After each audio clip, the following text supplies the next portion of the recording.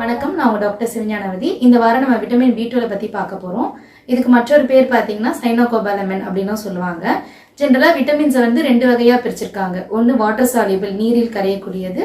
இன்னொன்று fat soluble, கொழுப்பில் கரையக்கூடியது. இந்த vitamin B12 பார்த்தீங்கன்னா நீரில் கரையக்கூடிய தன்மை கொண்டது. இந்த விட்டமின் B12 பார்த்தீங்கன்னா ஆர்பிசின்னு சொல்லக்கூடிய இரத்த சிகப்பணுக்கள் மற்றும் DNA ஃபார்மேஷனுக்கு பயனுள்ளதாக இருக்குது.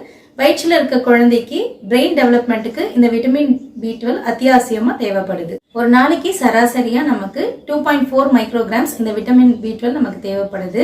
பிரெக்னன்சி டைம்லையும் லாக்டேஷன் தாய்ப்பால் ஊட்டும் போதும் 2.6லேருந்து 2.8 மைக்ரோகிராம்ஸ் நமக்கு விட்டமின் B12 தேவைப்படுது. விட்டமின் B12 டெஃபிஷியன்சி குறைபாடு யாருக்கெல்லாம் காணப்படும்னு பார்த்தீங்கன்னா வெஜிடேரியன் வீகன் டயட்டில் இருக்கவங்களுக்கு இது விட்டமின் B12 குறைவாக காணப்படும். பெர்னிஷியஸ் அனிமியான்னு சொல்லக்கூடிய இது ஒரு ஆட்டோ இம்யூன் கண்டிஷன். இதில் வந்து B12 அப்சார்ப்ஷன் ரொம்ப குறைவாக காணப்படும். வயிற்றில் பார்த்தீங்கன்னா போதுமான அளவு அமில நீர் சுரக்கலை அப்படின்றவங்களுக்கு இந்த விட்டமின் B12 குறைபாடு இருக்கும்.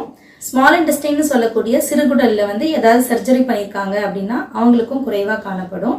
லாங் டேர்மாக மெட்ஃபார்மின் டேப்லெட்ஸ் எடுக்கிறாங்க, டைப் 2 டயபிட்டிஸ் பேஷண்ட்ஸ் எடுக்கிற மெட்ஃபார்மின் டேப்லெட்ஸ் எடுக்கிறாங்கன்னா அவங்களுக்கும் குறைவாக காணப்படும். விட்டமின் B12 குறைவாக இருக்குது அப்படின்றத நம்ம எப்படி கண்டுபிடிக்கலாம் அப்படின்னு பார்த்தீங்கன்னா உடல் சோர்வு, தலைவலி, உடல் எடை குறைவு, மனசு சமநிலை இல்லாமல் இருக்கிறது, வேலையில் கவனம் செலுத்தாமல் இருக்கிறது, உடம்புல வந்து பின்னு வச்சு குத்துற மாதிரி ஒரு உடல் உணர்வு, இதெல்லாம் வந்து குறைவாக இருக்கிறதுக்கான அறிகுறிகள்.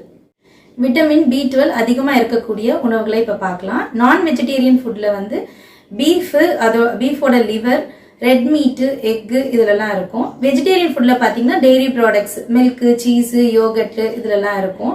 நட்ஸில் வந்து பார்த்தீங்கன்னா பாதாம், பீனட்ஸு, ஃப்ரூட்ஸில் வந்து ஆரஞ்சு, கிரேப்ஸு இதிலெல்லாம் இருக்கும். முழு தானியம், சிறுதானியங்கள் இதுலேயும் விட்டமின் B12 அதிகமாக காணப்படும். இந்த வீடியோ உங்களுக்கு பிடிச்சிருந்ததுன்னா லைக் பண்ணுங்கள், ஷேர் பண்ணுங்கள், சப்ஸ்கிரைப் பண்ணுங்கள். டவுட்ஸ் ஏதாவது இருந்ததுன்னா கமெண்ட் செக்ஷனில் கேளுங்க. அடுத்த வீடியோவில் நம்ம சந்திக்கலாம்.